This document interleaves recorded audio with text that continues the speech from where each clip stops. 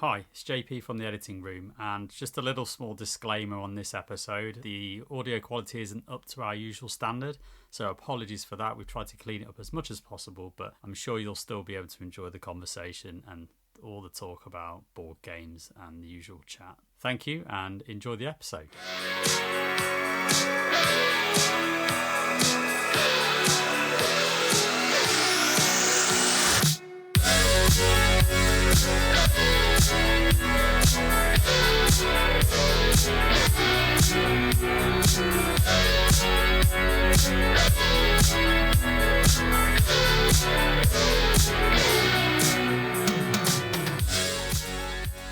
Hello and welcome to another episode of Whose Turn Is It Anyway, where you guys get to hear about our board gaming shenanigans. So today I am joined by Davey. Hello. Tambo. Hello. And Kerley. Hi everyone. Hey guys, what's up?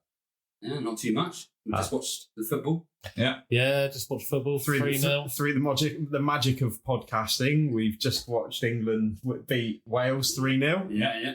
Bear in mind this won't come out for a couple of weeks. Yeah. We might No have, chance of a spoiler there. Is there? Yeah. we might have won the tournament. Yeah, no. Or we might have Crashed down to Senegal. Yeah, we might have been crashed out. So, hey, either way. Curly, what have you been up to? Yeah, not much, mate. Been playing absolutely loads of the old board games, getting a few of the old classics out. Been watching loads of the World Cup. Been working. That's Barely. about it, really. A little bit, Just, working a little only bit. There's a couple of people, I think, from my work who listen to it. I've been working really hard. Really, really hard. He's been flat out, guys. Flat out. Believe that, believe anything. Tambo, you all good? What have you been up to? I'm all good. I've really been working really hard. Actually, yeah, that I can do. Yeah, whatever. I'm playing a lot of board games still, with the group, and that's it, chilling. We have Xbox. That's Nice. it, really. Davey, you all good? What are you been up to? No, I'm good. Just been pretty much going for like a career change at the moment, so I've just been looking for jobs. That's Nice. always All fun and games. Yeah, exactly. But I have been playing a lot of board games as well. Not so much. We could do much like Warhammer or any of those hobbies, but we can't do it all. That's the time. the problem, man. Yeah, that is the biggest. Life gets in the way of all the stuff we want to do. Of all our board gaming. Yeah, Disgusting. Yeah, it's terrible. So we need more listeners that this is what we can do, and then we can just game that all the time. That's what we need. Mate, nobody's paying for this. There's no way on earth nobody's paying for this. You're talking about quality content. Yeah. It is. But paying for it is another matter. If you do, though, happy days. What have you been up to, Rob? Not a great deal, to be honest. Working, playing more Xbox. I haven't played any board games in a little while since we haven't. Con. Yeah. Been a bit busy with family stuff and obviously the build up to Christmas and everything else. It just gets busier and busier. So, Did I notice you playing Terraform Mars on GridCon? Did I see a picture of that? I did. And did you enjoy it? I loved it. Yeah. I loved it. I really enjoyed it. Terraforming Mars. Curly taught me Terraforming Mars and scored the highest points total he's ever scored. So, and you still enjoyed it. I still enjoy it. I still enjoy it. Your brother, on the other hand, was fuming. He always is a little bit fuming. I was teaching you, and I was also teaching my little brother a little bit of humility. You can say Terraforming Mars. I was like, hasn't he played loads? Well, I was still teaching him. I'm providing him with the lessons. To be fair to you, though, Curly, you didn't brag. You didn't do anything. The only way I knew... Maybe not to you. Well, the only way I know he had a good score was because Becky leaned over and she went, "Wow." And he just sat there with the smuggest look on his face, but he didn't say anything. Yeah. So he took it like a champ. Yeah, for anyone who knows TM, I got up to 68 TR in the game, which I've never done before. Wow, that's Anyway, crazy. It's a lot of That's terraforming. income. Yeah. Loads I did all the terraforming. I got He was the terraforming Jovian tag card. It was just everything you could think of. Nice. So yeah, it was just one of those games. Works out sometimes. But I really enjoyed it. We I sit thought next it to was Rob. Yeah, he was giving me all the good cards. Yeah. great. Standing on the shoulders of giants. we won, didn't we? We Thanks, won. mate. It's like Cyber Game. It's like Scythe all over again. Yeah. Scythegate. I don't think JP's forgiven you. I don't think he'll ever forgiven me for what I did So inside. if we haven't spoken about this before, have we spoken about this before? I don't think we have. We haven't Not spoken really, about Cyber. no. So you probably need to give them a little bit of insight. So we were doing Scythe campaign, which is what? Rise of Fenris, I think Yes, it's that's called. what it was. Yeah. And I didn't enjoy it. I didn't enjoy Scythe at all. It's because you had those little tractors. I had the little tractor I nearly people. 3D printed you some tractors, you know that, and I even made some for you. Honestly, you guys had these amazing like Ed 209 looking things from RoboCop with massive guns. And you had a Wurzel special. I had a tractor. And I know Tambo, I know you took over my faction and you really enjoyed Yeah, I it. think they're really powerful. But I'm all about the cool looking robots. So for me, but to be honest, like, you know, I didn't enjoy the game. I didn't enjoy the game. No, it's not for me. So rather than back out so that nobody could play, I kind of played it begrudgingly. But I was sat next to Kerley. Yeah. And you said, can I just come in and take that territory for one round? And I'm like, yeah, come on in, mate. No. And you can just see... No negotiation whatsoever. It was just like, I was like, yeah, sure, you can win. Come on in. I was like, but if anybody attacks me, you'll back me up, right? And he's like, yeah, we'll do this thing together.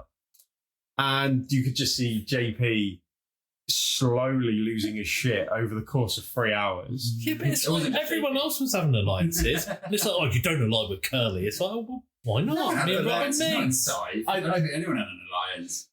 I don't think I've ever seen him happier when I said, mate, sign's not for me, I'm going to back out. He was like, yeah, no, absolutely, yeah, no worries. I'll take your name off it. And it was literally done within 5 seconds. Was my name already scribbled off before I said that? Oh, no reason, no reason. Yeah, so yeah, that was Scythegate. Yeah, So yeah, Terraforming Mars. Like an open gate, but yeah, it was Scythegate. Oh, you know. Standing on the shoulders of giants.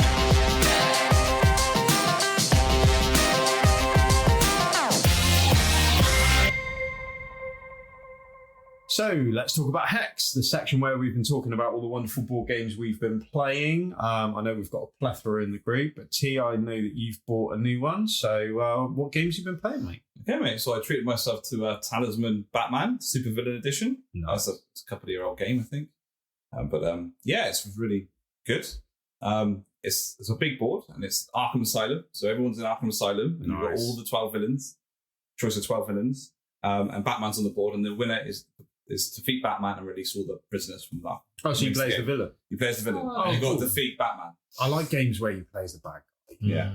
I'm no good at it, but I like being the bad guy every now and then. Yeah. So I've never played Talisman. No, it's so good. It's got the old school move though, so you roll dice to move. So that's but you always get turns. It's not like where you play Hero Quest, you roll and you just move 3 spaces and you've got to catch up. You roll a dice, you're always doing something. I only played with my nephew, so only 2 players, which isn't enough. I think you need more contention on the board. So it's something because 2 to 6 player. So cool. Yeah. You've got to make your way up through the levels. You can get fake cards, which you can stitch other people up. So when you go on a space, you can either fight another villain, do some health, nick their gear, stitch them up. And proper backstabbing stuff. If you roll a 1, then you move Batman, and then you put Batman into a spot of someone else, and then he fights there. Yeah, it's good fun. Loads of different encounter cards. You have 3 levels, so level 1 encounters, level 2 encounters to get harder and harder. Yeah, it's really good fun. Yeah, and each villain has different abilities.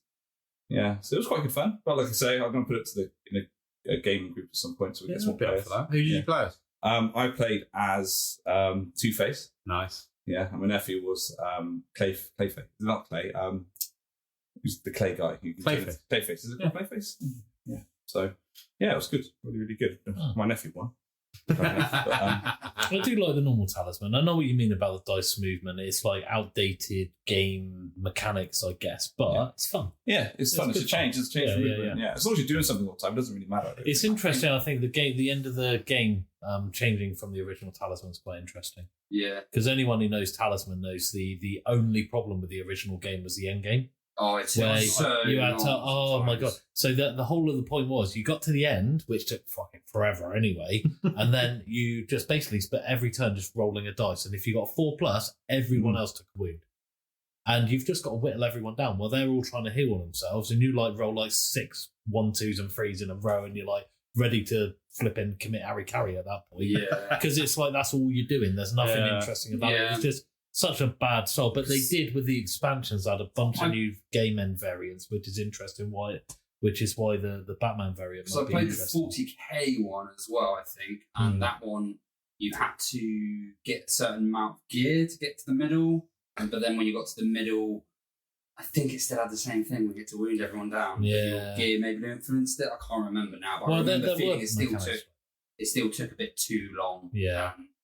That was my only. We did enjoy playing it, but we played it about 4 or 5 times. And for me, Talisman, that was kind of enough because of that end game mechanic. I do really like the interesting variants they've started to bring out. Yeah, so Like I I'm was saying. giving it a go. Yeah, me too. Because Me too. if it's the end game's changed a bit. Yeah, I mean, it's kind of like you just got to get yourself strong enough so you can defeat Batman at level 3 when you're there. So your stats get higher. If you fight him at level 1, he's a bit weaker, but then if you fight him at level 3, he gets strong. Okay. So you just got to level yourself up to the point of getting You've got to stop someone getting or stop someone getting there. Yeah. Before Okay, you. cool. Yeah. No, it's good fun. Cool, man. Yeah. Kerley, you said you've been playing some oldies.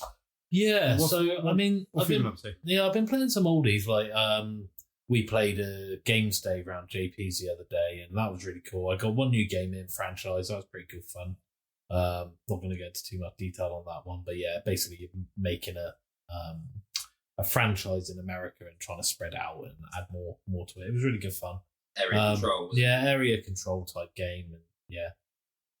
So that was really good fun. But the ones I've been getting to the table, I've got Nemesis planned in tomorrow night, and I played it the other day as well. Always a good laugh. Yeah. Love Nemesis. But the main one I was going to talk about is Viticulture, because I haven't played that in a while. Really love that game. It's quite basic, especially when you compare it to Villainous. Well, yeah, it's completely difficult to find a game. Yeah. I prefer Viticulture, definitely. Oh, really? Yeah. Interesting. But yeah, I mean, I really enjoyed it. It was over quite quickly. That we only played this 3-player, and I was surprised at how quickly it went, because I don't remember it being an ultra short game, but it was like hour and a half tops. We've always played it with quite a lot of players. Yeah. So I don't think we've ever played it anything less than... It can go up to 6, can't it? Yeah, 5 or 6 at least. 5 or 6. Well, especially with the expansion. But no, it was really good fun, really quick. We had time for a game of Anachrony straight afterwards, so that's a sign of a good night. Nice. So yeah, really good. Yeah, really good. For those of you who don't know Viticulture, I mean, I don't know if we've spoken about it I've never before. played it. So essentially, all it is it's a worker placement game in its essence. But the idea is that you are creating wine. I think that's when JP said to me, "Do you want to play Viticulture? It's a game about making wine." I was like, "No, I'm out." Yeah, but there's a lot of games that are like I'm out. that. I know, I need to broaden. Ridiculous, you know. I'm not saying you're ridiculous, but the games Mind about are it for ridiculous. ages. But the games are ridiculous. Some of the ideas they come up with, it's like, I'm never going to like that, but I always do. Yeah. You know, it's like Wingspan. It's like, I actively went, no, mate, that is not for me. I played it once when it's great. Dog Park. Yeah, Dog Park, mate. I There's refuse to play it, but actually, it's a fun game. Yeah, It's a fun game. It's a bit basic, but it's fun. Yeah. So, you know, I've kind of turned away from that now as much as I can. But yeah, honestly, mate, I don't know whether you'd like it because you're not a big worker placement, but you do like Lords of Waterdeep. And it's, I'm not saying it's anywhere near the same game. It totally isn't. But it's, I think if you like one, you are maybe inclined to like the other. I like. But the idea is you plant the grapes and you're getting action cards and stuff. You plant the grapes, you harvest the grapes, you then make the wine, and then you combine the wines into different types and complete orders, similar to the Lords of Waterdeep mission type thing. So, okay. and there's a few different ways of I like wine. but that's the basics of it when it comes down to it. Oh, there you go then. Perfect. But no, it's a really good game. It's really well balanced, and yeah, JP's got all the expansions. We played without expansions, which is interesting. It's good to go back to the base and just sort of see. Yeah, how we they haven't go. played the cheese one, have we? No, It's we Cows, haven't. isn't it? Cows is the mix. Yeah. Mixing cheese as well. But yeah, it reminded me Cheese that and I wine. really enjoy that game, so I might ask JP to stick one in the group at some Definitely, I'll be well up for point. Yeah. I'll be able to try now. that. Why not, mate? David, what have you been playing? So, games night, we played quite a few, and also played Teotihuacan. Yeah, I can't even say it. The Mexican Teotihuacan. Teotihuacan. The Mayan one, you mean? The Mayan one, Yes. where it's all about it's kind of dice work. It's worker placement, but your dice basically the value matters, and they slowly level up. So you don't actually roll the dice. When you place a worker and do an action, it will go from a 1 to a 2. So that means when you go back to that action, and it's kind of in a circle, you move the dice around 1 to 3. You can do more things because your workers are leveling up. Then if you have 2, if you get another dice round there, get 2 on there, you get better actions again. Mm-hmm. But there's a little no one's worker stops anyone going there. But what it does is it makes it more expensive to go to that space, and basically you'll have to pay cocoa for everything. So that's what they commonly traded in. So that's what you have to end up spending. And then there's a thing called Eclipse, where if your worker gets to 6, it goes back to 1, and the track moves around, and so the timer gets a little bit quicker, so the game's shorter. and you get a certain amount of benefits you can pick once you ascend.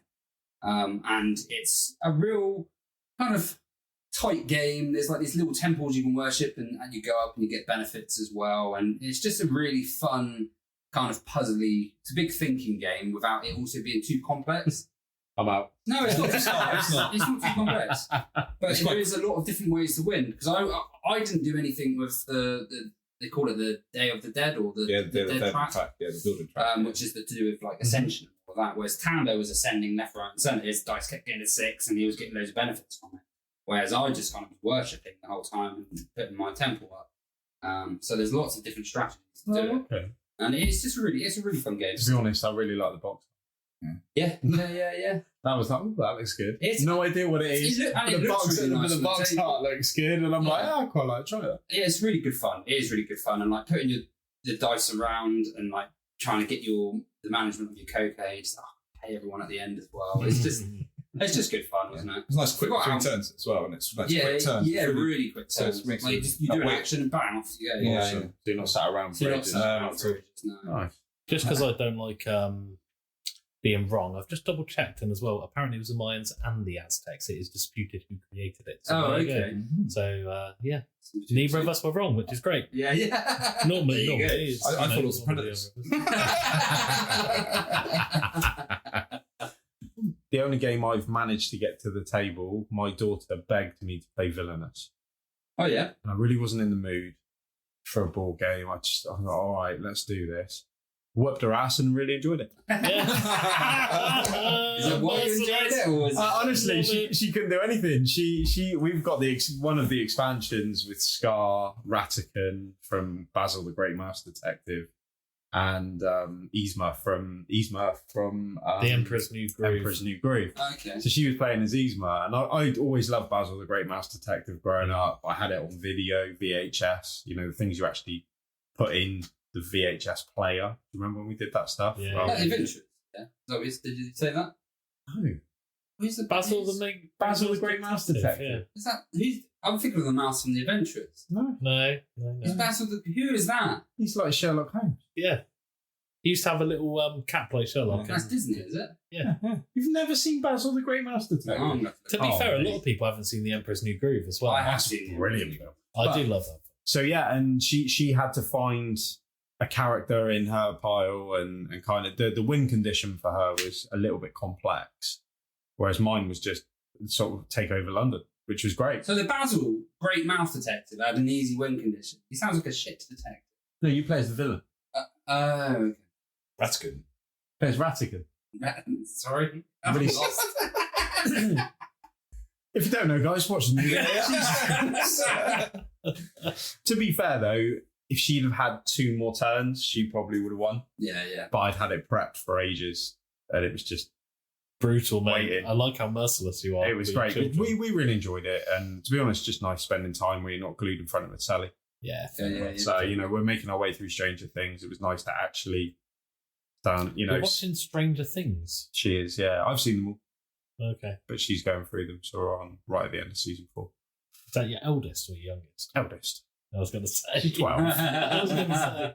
I'm not watching it with my 8-year-old. Yeah. But it was nice to see her face, because you fake the other player, so you stitch the other player up. Right. And to see her face, knowing that she was going to try and stitch me up, she was so proud of herself. It was really sweet to see. Which was cool. So yeah, that's the only game I've managed to get to the table. Yeah, sweet, man. You had fun playing it. It was good. It was great fun.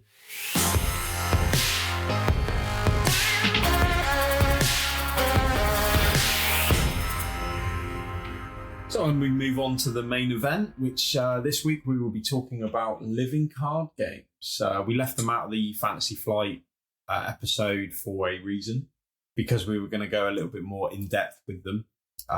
So yeah, we're going to talk about living card games. My first main purchase of a board game was a living card game, Arkham Horror. So we're just going to kind of talk about the games that are out there and what they are, and kind of how they differ from sort of regular board games. And how they differ between each other as well, which I think is quite interesting. Yeah, it's a vast thing. And to other collectible card games as well. Yeah, it's a bit more accessible, aren't they? Yeah, I mean, the thing that I loved, especially about Arkham Horror, was the story advancement. I'd never played board game that was like an RPG before. Like, you know, I'd always played board games where they were one and done. So I'd never played a campaign of a board game. And the storytelling in it, admittedly, it's not a book, but it drives it very well. It fits the theme very well. So if anybody doesn't know, Arkham Horror is set in like a Lovecraftian universe, set in what, 40s, 50s? Yeah. Maybe even a little bit earlier. Yeah. Where supernatural events happen, and you control one character that's got a set deck of cards that, in the beginning especially, and it's a co-op game where you have to achieve a common goal, and obviously it's story-driven narrative. And it differs from every single scenario you do. Your next one might differ depending on how you did fared in the previous. We did everything from investigate a haunted house that turned out to be one hell of a demon, to an event where the train cars were coming off the back, similar to the Mansions of Madness campaign that you guys did not long ago. And there was standalone episodes where potentially you could be turned into a werewolf that then continued in the main story, that had ramifications on the story, which again changed the narrative. I like story-driven games. I like knowing what I have to achieve, and the game is getting from A to B. I think that's why I struggle with single-player games more. When I'm left to my own devices, I just kind of go round and round in circles. Sandbox is not made for Rob. No, I get distracted. Just end up looking at flowers around the world. I get distracted very easily, whereas a co-op game, especially story co-op games, I like. We are You can get into character in some sense, not maybe LARPing sense, but you can get. I'll be like, okay, what would my character do, or what would be fun and stuff like that. So I do understand that. So that was Arkham Horror for me. That was my first encounter in LCGs. Obviously, as the collection grows, you can change your character deck cards. Yeah, you can change your deck completely as well as adding new characters and items. So I think as chucking the dog under the bus. What? There's a dog like card, and you can use it to like reduce threat and stuff. It's a bit like but yeah. Lovecraft is you sacrifice the dog then? Yeah, sacrifice. I think the dog always lives. I was okay. I thought the way you lived. Yeah. But you can sacrifice teammates. So we did a scenario where all four of us were on a boat going away, and we had to lighten the load. And JP and Alex were on quite low health, so me and Chris kicked them out the boat so that we could win the objective. It's harsh but fair. But no, that was fun. So that Transformers quote is survival of the fittest. It is. But that was my first kind of foray into board gaming, and the blister packs that you get. I think now they've released like an all-in-one box where you can get it all in. Obviously all in one box, where you don't have to buy the blister packs of expansion chapters and things like that. So for me, like I say, I think that's what got me hooked into sort of board gaming. And then kind of met you guys and kind of expanded from there. So compared to Mansions, and it's a very similar theme to Mansions of Madness, and I'm sure we've spoken about Mansions of Madness before. The Elder Scrolls as well are set in the same, not Elder Scrolls. That would be Eldritch Horror. Okay. Arkham Horror was a lot easier to get to the table. Mansions, there was obviously before the app, now it's a lot easier anyway, but it was a lot harder to set up. Whereas Arkham, you can just be like, there's your deck, here's my deck. Here's the chapter. Yeah. These are the places that we need, and off we go. Yeah. But yeah, I mean, the term LCG is living card game. It's kind of coined by Fantasy Flight. Is that right? It was coined by Fantasy Flight, and it's just the name kind of gives it away, really, doesn't it? Where it's just basically where a game starts off from its base and it's constantly growing. Evolving. Evolving. Basically, it's a nice way of them saying they're going to sell you more expansion packs. Yeah. And we will happily snuffle them up. But it's the way it differs to a collectible card game is the fact that it's not. They don't have any like booster packs where it's random cards. And you always know what cards you're getting out of an expansion. Yeah. There's always a set goal, and a lot of it's not like PvP, player versus player. A lot of it's co-op based and story driven as well. I mean, I will say, don't forget. I know we're not going to talk about it much, but don't forget Netrunner. I mean, there are living card games that are more PvP based. So although you're absolutely right, the vast majority, but there are exceptions. There are. There's a reason we're not talking about Netrunner, so you'll see it on future episodes. Basically. Yeah, there's something coming up. We briefly mention it now and again, but we're not going to too much. detail. So another game, living card game that we've been playing an awful lot in the group, where quite a few of us have got quite extensively deep down the rabbit hole. Deep. Some more than others. Would be Marvel Champions, which is possibly the latest living card game, I'd say. Oh, I wouldn't like to say that with authority, but it's one of the later ones for sure. Yeah, it's the one, the latest one that I've experienced. Yeah, they've revamped a couple and been pushing out Arkham Horror and Lord of the Rings now as well. Oh yeah. I think the newest in the sense of released new IP probably is. So Tambo, you've gone. Well, you're neck deep in this. Yeah. Well, it's just so much with it, isn't it? I mean, there's so many heroes. There's so many villains now. I mean, it's just huge. Got a big box for it now? Got 3 big boxes for it. 3? Yeah, 3.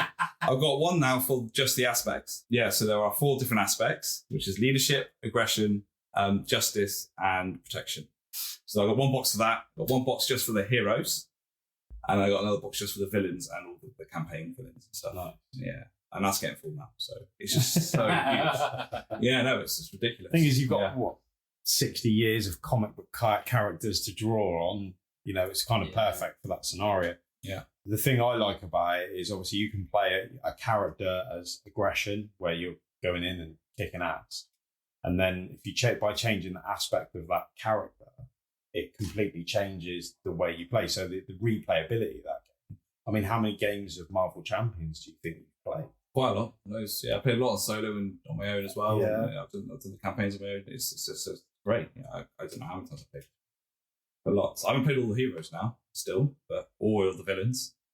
But there's done loads. Because they've recently released the X-Men for them. Yeah, I've done that rabbit hole now, so that's going to be another one. The X-Men. You've got the X-Men as well. I've got Cyclops, I've got the Phoenix. I played her, she wasn't that good actually, I don't think that great. Really? But I think I need to Considering change how that. powerful the characters are. Yeah, but I think I need to change her aspect. She comes with a justice aspect, but that's the great thing about Champions. You play their basic, I always play their basic that they're built with, but then you can just change them completely. Yeah. And that's the great thing about it. Do you get the decks off the website, or do you can do it to the Marvel Deck Builder website.com. You put your own decks on there, you can look at other people's built decks, and you can it's really, really good. I wish to point out that I just nearly said Phoenix, considering how powerful she is in real life. Yeah. That just goes to show how deep we've got. So Cyclops, Phoenix, you've got Shadow Cat, is it Shadow Cat, I think? Yeah. And Blossus. Oh, nice. And the most exciting thing, I'll mention later. Nice what team. I'm mostly looking forward to, I'll put that on that part. The campaigns in it. There's 5 campaigns now, I think, and it's only getting bigger, isn't it?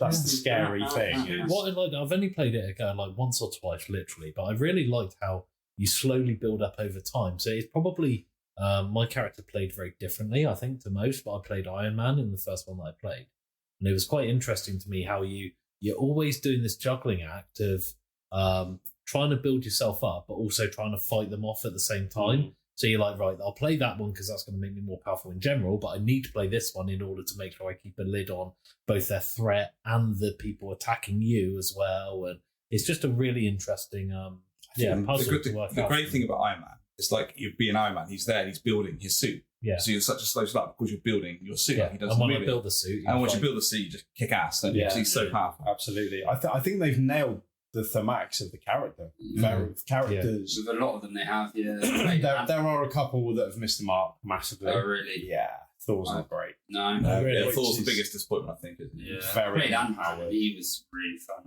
Awesome. Ant-Man was awesome. I heard there were a couple that were a little bit overpowered, but I think that's the only complaint I've ever Doctor heard Strange, about Marvel Champions is but it's scenario based though. Yeah. I mean, if you apparently a lot of people said Doctor Strange, it pretty much doesn't matter what you do with him, he can pretty much just whip everyone.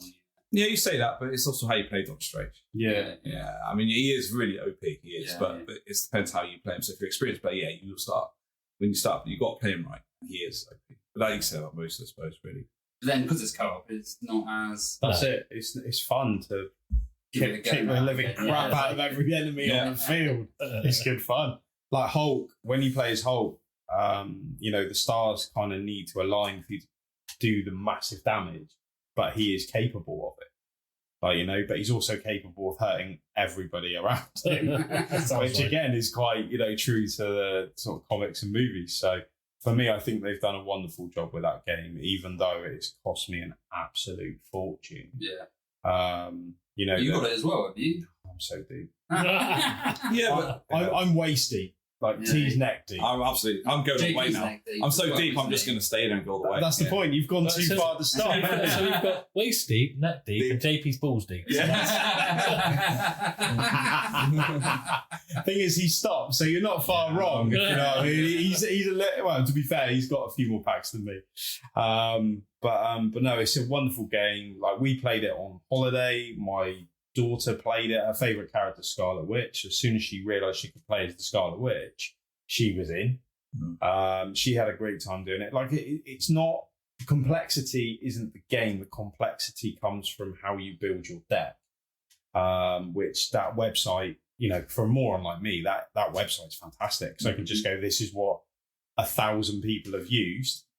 Probably pretty good. Yeah. Like, you know, so because left to my own devices to figure all that out, you know, to figure all that stuff out, I'd be there for a month. If people want to, then they can as well. Yeah, and that's what people have been doing. That, you know, they're messing around with these decks, they're messing around with these characters, seeing what works, what doesn't work. I guess the difficulty is also in the villain that you pick to play against. Exactly. So the villains are all well done as well. They're all kind of, you know, like Ultron. It's all about his drones, and you played against Kang, and that was really interesting. Yeah, you get your own time verse, and you get your own player mass. It does a time different times than Kang. Yeah, no.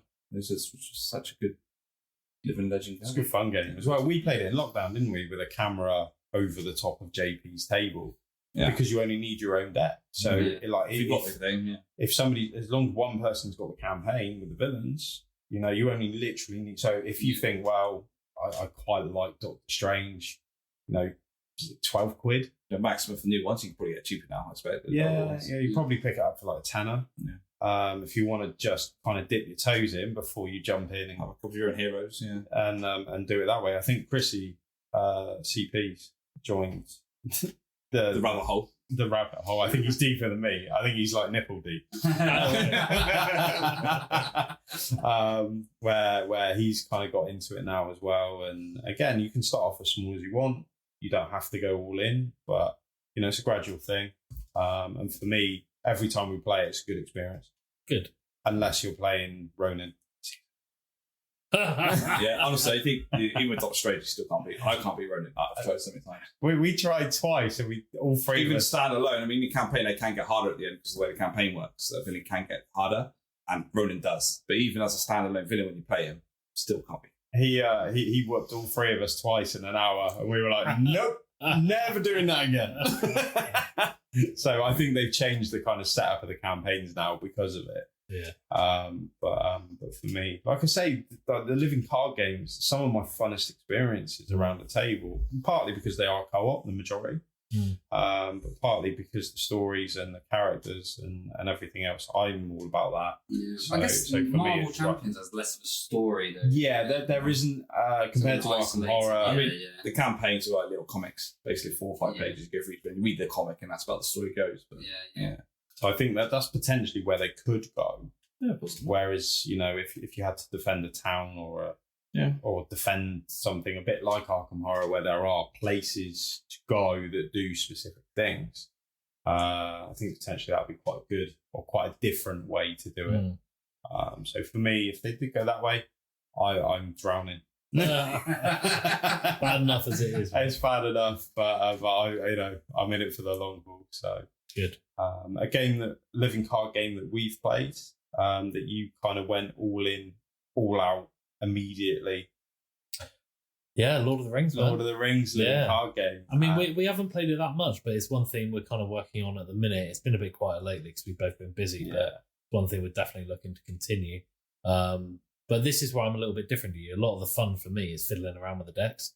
So I've had a look at the decks and I'm going, no, I want to do this instead of this. So I've been, and the thing is, what's interesting about that game, Lord of the Rings, compared to Marvel Champions, is you get 3 heroes per deck.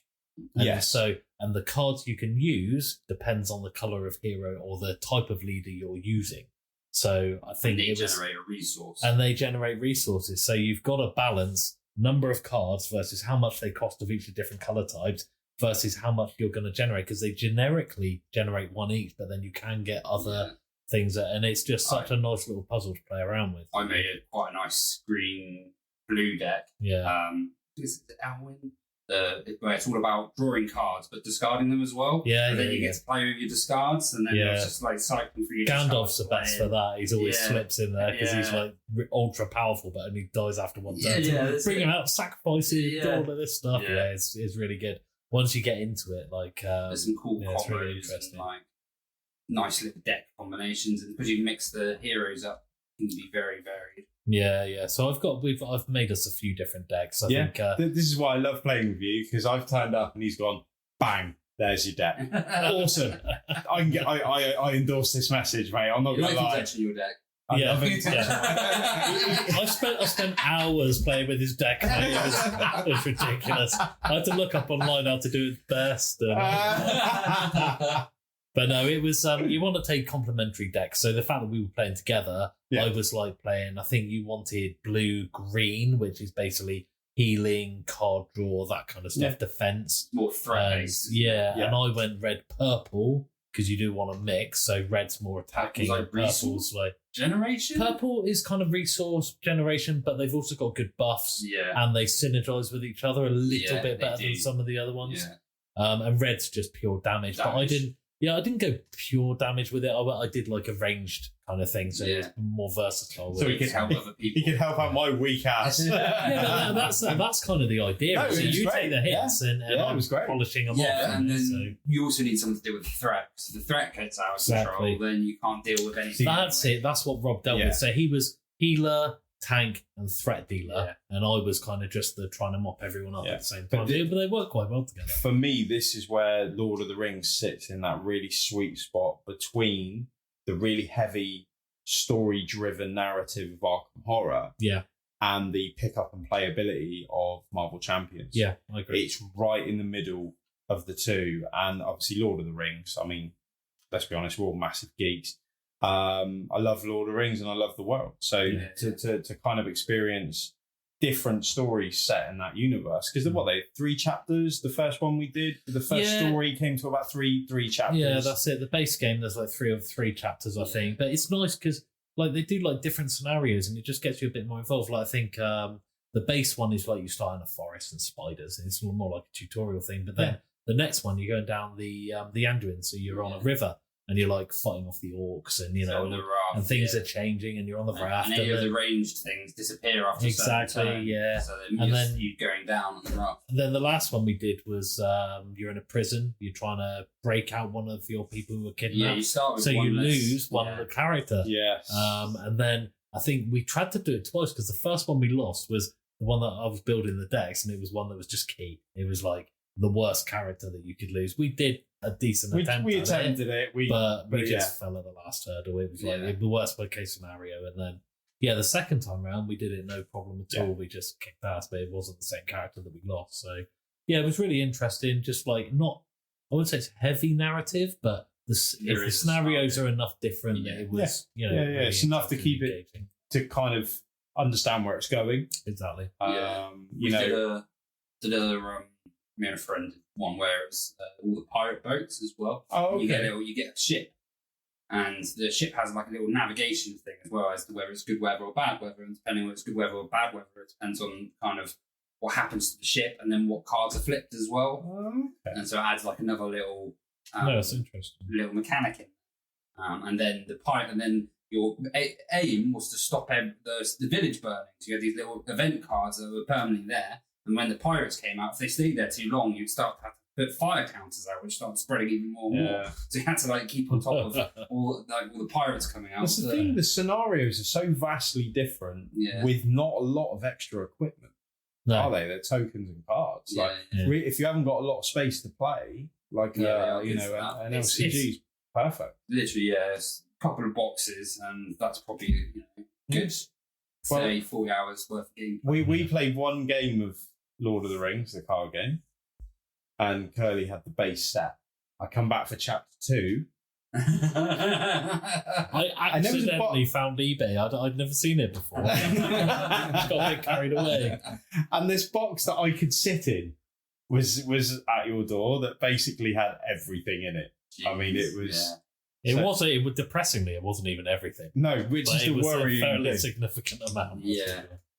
So yeah, when we come back and we started messing around with it, well, I say you were messing around with the decks, and he was like, I think you really like this one. I was like, cool.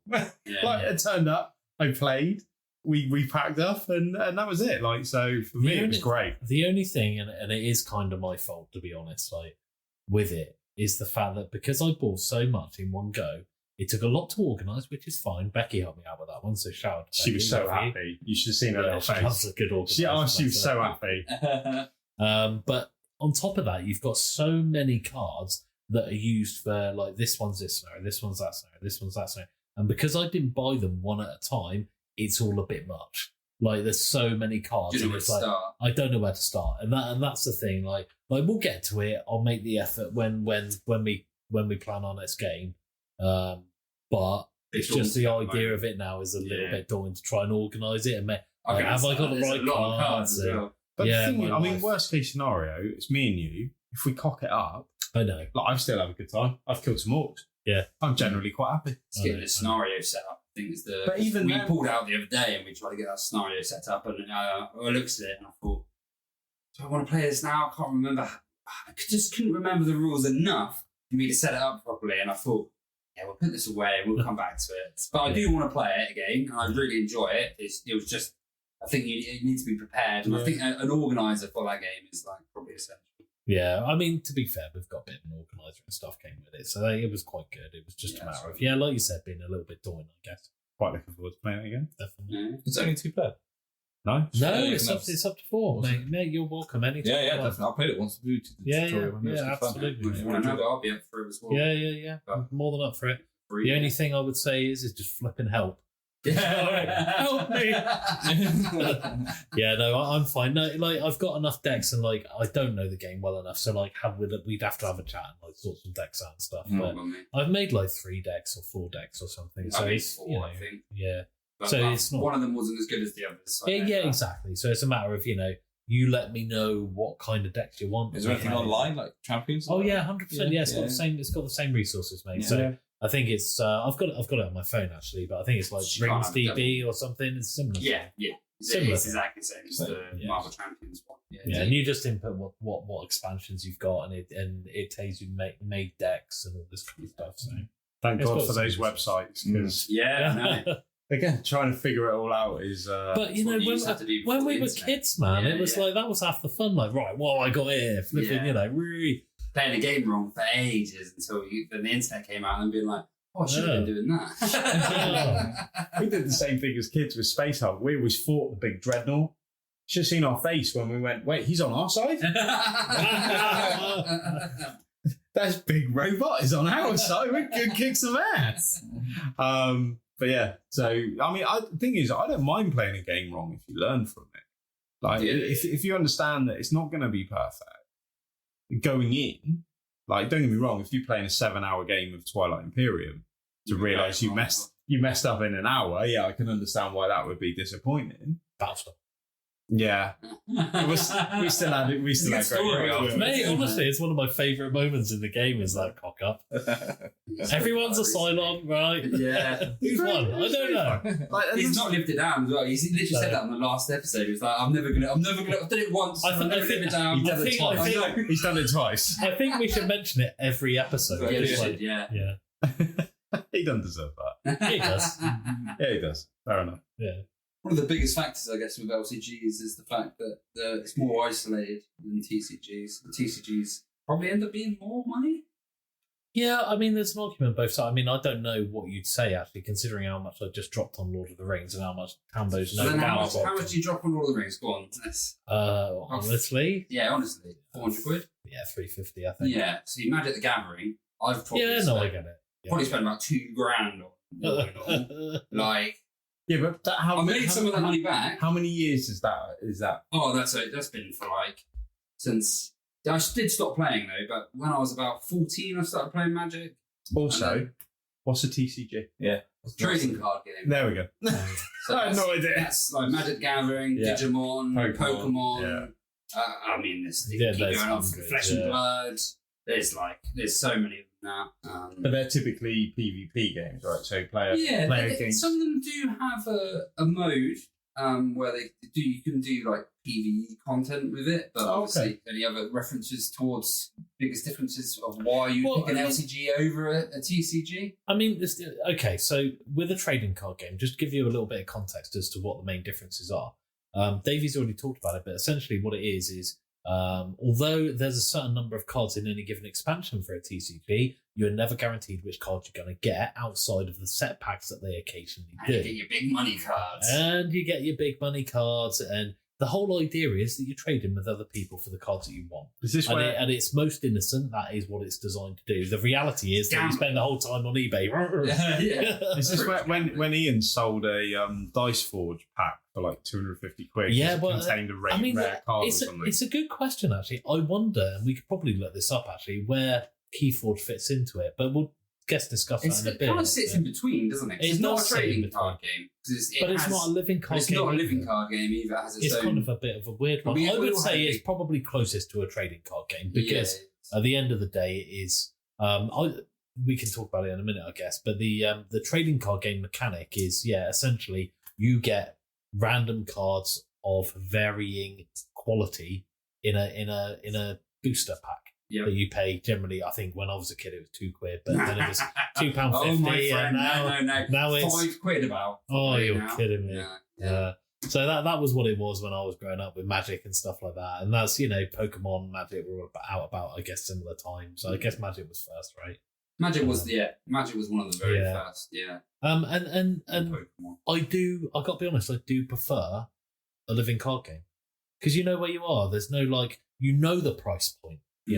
That's the big plus for me. It's like with with the best one in the world, I know you've spent a lot on it, but you knew that going into it. Yeah. Whereas with a trading card game, you don't know how much you're going to have to spend to get what you want. It's a bit different these days. Is it gambling to a degree? I mean, it is FIFA packs. That's really what it comes down to. It's just those. Yeah. It's that buzz that you get. And there's like a 200 card. You're like, ooh. And I'm not knocking anyone. I've done it for years. And there is a massive upside to it, but. I think as I've got older, I've kind of wanted to go. The biggest problem I found is, so I used to play a lot of Commander with Magic, and that is a multiplayer game where everyone brings their own deck. You pull out the deck, you have one card which is your Commander. So that's a set deck though, right? That's not a... No, it's one you made yourself. Oh, okay. Yeah, but you have 100 cards, but one's your Commander, who then dictates what colours you have to have in your deck and what your deck's going to be about. And you can keep bringing them out, cost more mana. But... you could have someone sitting there who's got a 200 quid deck. You could have someone sitting at the table who's got a grand deck.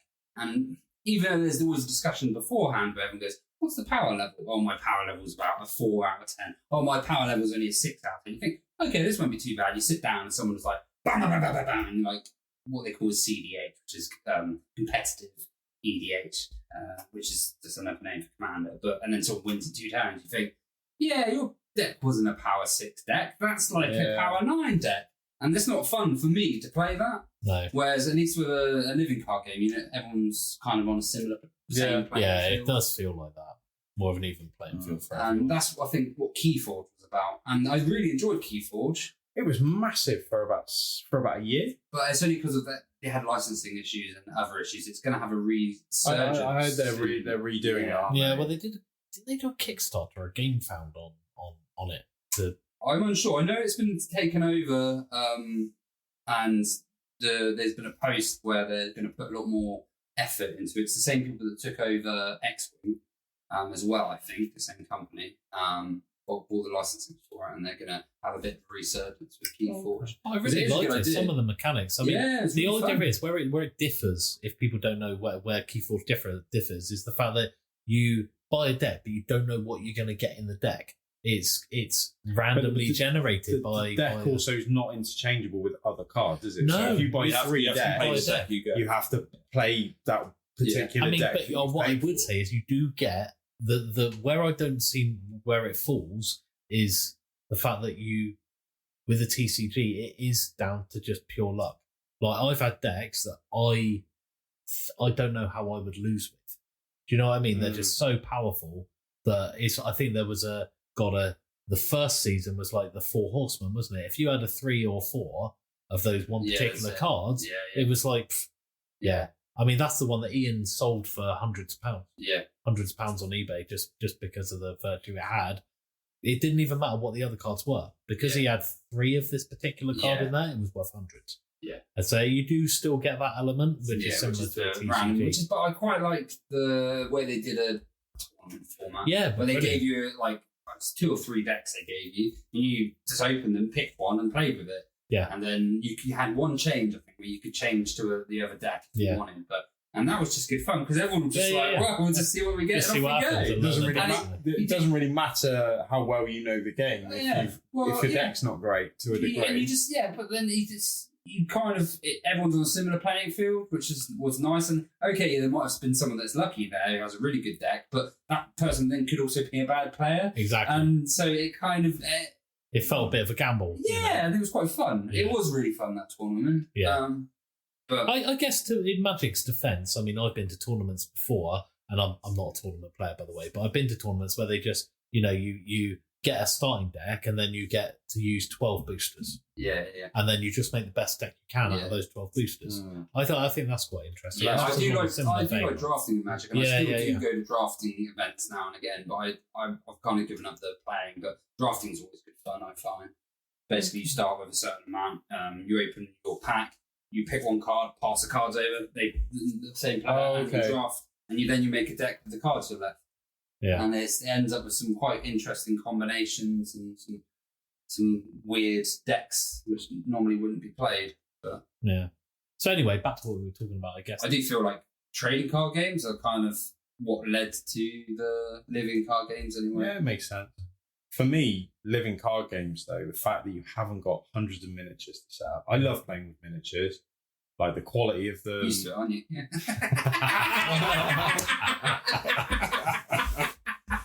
Sad but true. I love the big board games like Descent, like, Star Wars Imperial Assault, like the figures sometimes make the game. Gloomhaven, like the figures in Gloomhaven are awesome. Yeah. But I also quite like the fact that sometimes to play living card games, there isn't a lot. There's setup involved. Yeah. But the setups before the game starts. And it's not a lot of table space. Yeah. You can play it in a lot smaller space than you can play a lot of other games. It's especially easy setup-wise if you just turn up at your mate's house and get him to do it. And he's done it all. He's done it all. He's been sat there for 4 hours trying to figure out what I should play. Yeah. And I just turn up. All right. Let's do this.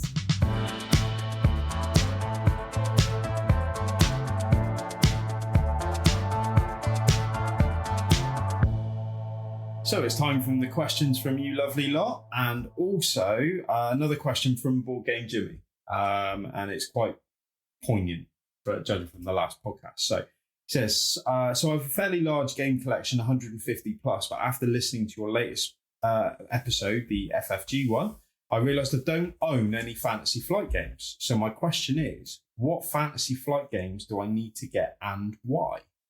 And again, from Board Game Jimmy on Instagram. So thank you very much for getting in contact, mate. Greatly appreciate it. I'm going to go with Kerley. Okay, well, it depends what kind of games you're into would be my biggest question with that one, because they cover such a wide variety of different games. But, LCGs is one that the Fantasy Flight are very famous for. But I would say if you're talking about a large gaming group, Twilight Imperium is always fantastic.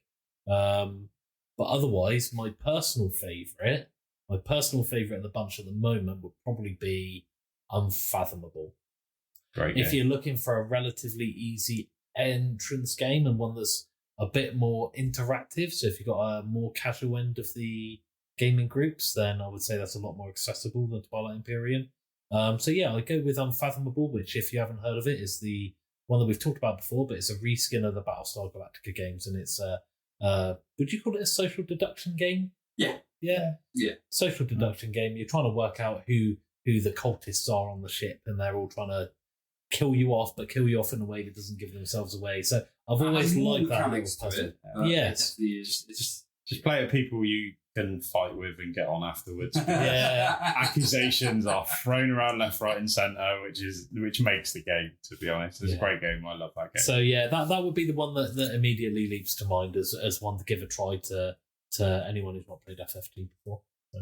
Tambo, what would your recommendation be? Because you've got a couple, you've got quite a few fantasy flight games. Yeah, no, I think my favourite of all of them, I got to be the one I played the most, would be Manchester Madness 2nd Edition. I think that's my all-time favourite. You obviously got to be like the app-driven games, but you can play that 2-player, you can play it 4-player, you can play it on your own. Yeah. It's just the diversity of it. Just you can play different kind of investigation scenarios. They're all good. It's like a little bit story-driven in each scenario, isn't it? And then it depends. And then the difference, you can play one scenario and play it again, and it'll be the kind of same scenario, but it'll be different on the board, and the boards will change, and there'll be different people tiles. Made them online and their own ones now as well. I don't know that one. Okay. But maybe. I think they have. I heard that I'd be surprised if they had. Trying to do it. I don't know if they have. But yeah, it's like you can either go into one that's just all about investigations, asking questions and being like a detective. And then other ones are all about you find cultists and beat them up, and other ones about zombies. There's so much variety. I haven't played it in ages. I really I've got to put game. one up in January. I think I was going to do that. I'd quite happily play that game any day of the week. Exactly, that's my favourite. I think it's my first big game I bought when I joined the gaming group, expansions, and I've got me into the actual gaming. I think. Nice. Yeah, Davey, your recommendation? Probably Descent, but first edition. First edition. Yeah, BA. BA, man. I quite liked the retro vibe from it, and I quite like doing the little combos, and it felt the abilities to more better weapons. Bear in mind, this is a question from somebody who has no Fantasy Flight games. Yeah. Currently on the 2.5 edition. How the hell is he going to get his hands on the first edition Descent? Where would you even get that from? I don't know, probably eBay. But there'd be someone out there selling it. I don't know. I've been cankering to play the first edition again to see whether it is nostalgia, but that's the one that kind of jumps out. Yeah, it jumps out at me. It's the Descent first edition. Just maybe because it's the one I've played the most as well. Because I've played that more than I've played any others. So, yeah. If you can get your hands on it, Descent first edition. Descent first. If you can't get the new one, it's bloody brilliant. I'm not saying the new one's not bad though. I think the first edition just has a bit more. It's just a bit more retro, and sometimes it's not a bad thing. No, absolutely not. Absolutely not. I know that the new Descent isn't for everyone. I really enjoy it. No, I'm not saying I don't enjoy it. I've seen guys online say that it's not. It's not the first one. It's not the second one. It is drastically different. I see it as a different game. Yeah, absolutely. Yeah, I didn't see it as the same game at all. For me, though, it would be what your kind of interests are. So if you're a Star Wars fan, for me, Outer Rim is probably my favourite game I've played this year.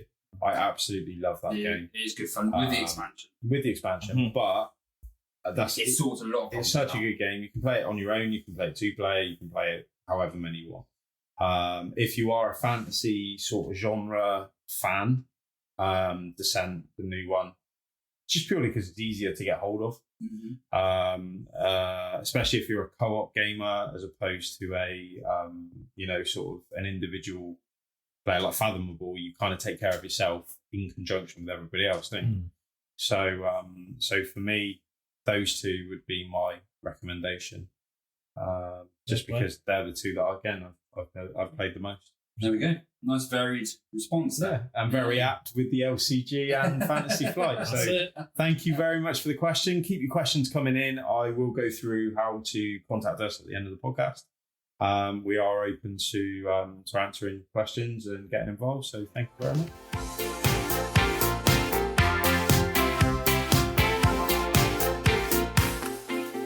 And now it's time for our penultimate term where we look forward to what's coming ahead. It doesn't have to be gaming related.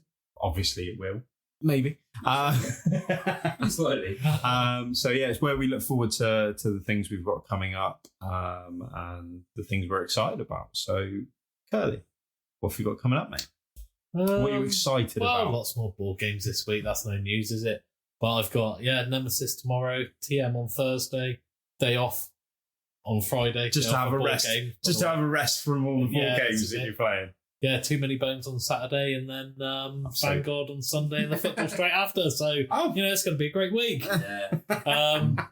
But yeah, so if we take board games aside for a minute, let's talk about board games in the future instead. Heroes of Might and Magic's just funded. I know. Is it really? I know you've been really looking forward to that. Yeah, I've just seen the money fly out of my account about an hour ago. So. I've never been dragged to a table by anyone so forcefully. When we were at the Games Expo and you saw that, I've honestly bargy. I don't know how, but you managed to pick up 3 people and sit them down at the same time. I've never seen anything like it before in my life. It was fun though. I'd happily play that game again. Yeah, it's good fun. I had no idea what I was doing, but I had a great time doing it. Yeah, that's it. Yeah, I mean, I like computer games, so yeah, it's very reminiscent of that, to be honest. So yeah, that's just funded. So I'm looking forward to that. But I've also got another Kickstarter arriving very soon, which is Mosaic, which I'm really looking forward to. So Civilization Builder. You spoke about that. You sent the thing over. It does look good. Looks really interesting. It's been rated highly so far and reviewed well. Nice. So looking forward to getting that to the table. But I've probably got enough Civ builders, but never mind. You can never have too many. Don't we? Yeah, that's it. We do enjoy them. So looking to get that to the table. Got a new Dawn to get to the table. I bought the expansion as well. So of course looking forward to that. Apparently it's a lot better with the expansion. So yeah, some games. What a perfect way to sell you an expansion is to tell you it makes the game that you've already bought so much better. Yeah. We are suckers, aren't we? But we enjoy it. It's right. JP will be doing an episode on it shortly. Yeah, I was gonna say we can't be talking about expansions without the master. Fair enough. Just because he has them all. Yeah. Davey, what have you got coming up, man? What are you looking forward to? So I've got a lot of Viva Lacerda games coming up, which I am looking forward to. Vital Lacerda. I was going to say Viva. Viva Lacerda. No, Vital Lacerda. I'm probably still bad He's going all his name, Ricky on us. He's going all Ricky. What? Got On Mars, Weather Machine. I think that's it, but Adrian probably will get Galaris at some point, maybe over Christmas, who knows. So we'll play that. But yeah, going to look forward to playing those. A gentle bit of persuasion, he'll get it. I don't think he needs any persuasion. No, he's getting it. He's getting it. I was like, I was looking at it, and he went, look on my game. So yeah, he's already got it. So yeah. And so that'll be another one. So I'm looking forward to getting those to the table. So really enjoy Mars. And there are others, VSS Vanguard, which is a nice Awakened Realms game. I really want to play that game. It's really good. Really good. Really good fun. Very thematic. It's more kind of computer game-esque with it. So yeah. We hopefully won't have to leave you behind again then. Oh, mate, don't go into it. You took one for the team. Yeah, I could have risked it, but I thought... He wasn't happy about it, though. It took some persuasion. I was reluctant. Yeah. What's the other? Well, who wants to be the first to die, T? But it's worth it, we got slapped by that planet. Jesus Christ. Trial by fire. I enjoyed that because of that reason. Yeah, but to be fair, I think they're like, you're going to die. Because I feel like I've actually done better out of that death because they replaced the character straight away, and I think I got a better character for it. So yeah, no, it was fine. It was good. Love the game. Looking forward to Sunday. Yeah, good. T, what have you got coming up, man? What are you excited about? Well, I was going to say exactly the same thing at the Vanguard on Sunday because I'm really enjoying that as well. And another thing I'm looking forward to, which I got on the way, is Marvel Champions, the Wolverine's on its way. I'm back in. I'm back in. So yeah, another mutant one. So I'm really looking forward to playing. Somehow and raging up and sniffing out. Yeah, hopefully. So yeah. So that's what I'm looking forward to. Well, I know you only have to mention Marvel Champions because Chris is like, can we play? Can we play? So mate, you have to sell up, dude, because I'll be up for playing that. Yeah, no, but it's already pre-ordered Gambit as well, so he's on his way. Not on the way, but he's pre-ordered now. Which is quite ironic because he throws cards. You throw cards at the enemies. That's the mechanic of it. You get a lighter in with the pack. That is one use only. That'd be quite cool. I'd pay to keep buying Gambit. As long as we don't set fire to the cards in my own house. If I'm at yours, T, I'm all for it. That's it. Yeah. Awesome. I haven't got any board gaming events coming up. Obviously, we're very busy at the minute, so looking forward to getting back in and playing games like Mansions. The games that I like, the games that I love playing, I've really missed playing, but also missed being around the table. Like for me, it's there's a reason why I really enjoy these games is because despite what you all might think, I actually quite like you. Regardless of what names I call you around the table, we're actually playing games. So for me, I've just really missed that interaction, to be honest. So I'd like to play a game where we kind of get enough of us around the table to have a good evening. I think was it werewolves? You shouting at me? It wasn't werewolves. We were husband and wife in this. Yeah. I just can't believe you could accuse anyone of shouting at you in a social deduction game. He's a werewolf! It's him! He's evil! The thing is, we were the werewolves, but he was so goddamn good, I believe we weren't. I knew we were, but he was so good. I was like, are we? At the end? So that was a fun day. It's okay. That was a fun day. But yeah, I've missed that. So looking forward to getting more involved with the games that are coming up, and yeah. So, but that's kind of it really. Just kind of carrying on at the minute, and is what it is. So. Yeah, with Christmas coming up, there's going to be lots of games to be played. Absolutely. I've actually asked for another Fantasy Flight game for Christmas. What are you getting, man? What are you getting? Journeys in Middle-earth. Oh, okay. Yeah, I know you weren't a particular fan. No. There's expansions to that and everything now as well, isn't there? Apparently they've changed the app a little bit from the original, so it's a little bit more I'm not interactive. Too much down that road. I think we did a scenario where it was in the pub and you just spoke to everyone, and it didn't really give you a clue as to who was evil, like because you had to try and deduce who it was, and it was just one of them was lying, and then you found out they were lying at the end. So you just spoke to everyone, and then you ran out of time, and it was like, oh, it was that guy. They were lying. Okay. I should have had more time. You're gonna give me a clue? I think that's what they've changed. Yeah. I think so. But Chris really wanted to play it, and Millie loves Lord of the Rings now, so she wants to play it as well. So you know what, bought me off it at the time, man. Yeah, but it is what it is. Yeah. But yeah, we'll give that a go. So cool. Looking forward to doing that, and I've started building the Lego Ecto 1. Nice. It comes with a Haynes manual. What is an Ecto 1? The Ghostbusters. Oh, really? Oh, nice. The Lego one. Honestly, it comes with a Haynes manual where it's something like 3,500 pieces. Wow. And honestly, this information, the guide on how to build it is an inch thick. Really? It's crazy. I've seen some of them. The new ones, they are cool. So yeah, carrying on building that and keeping my head down and staying out of the way. And now it's time for our final turn where we tally up victory points and we all see that Kerley's won. So there was no point in spending the last 3 hours doing this. Davey will argue that he was cheated at some game mechanic that he should have won. And me and Tambo will just be happy for the experience. So thank you very much for joining me, guys. Greatly appreciated. Obviously, your knowledge is vastly superior to my own, but I am going to take all the credit. So thank you very much. If anyone would like to get in contact with us, our email address is players@whoseturn.co.uk. Check out our Facebook page, Whose Turn Is It Anyway, or our Instagram page @WhoseTurnPodcast. TikTok as well is @Whose Turn Is It Anyway.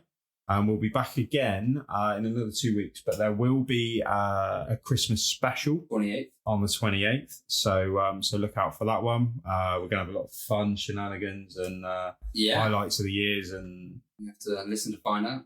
Exactly. But we will be back on our normal schedule 2 weeks after. Yeah. Also, if you're a fan of the podcast and you would like to join our gaming cult, we have been approved on Board Game Geek. Which apparently is a big deal. I don't know about Board Game Geek, so I'm assuming that most of you guys do. I am a Board Game Geek. So yeah, if you could like and subscribe on Board Game Geek, it would make a massive difference, and you will be fully indoctrinated into the cult. So go and check it out. But thank you very much. So whose turn is it anyway? Mine.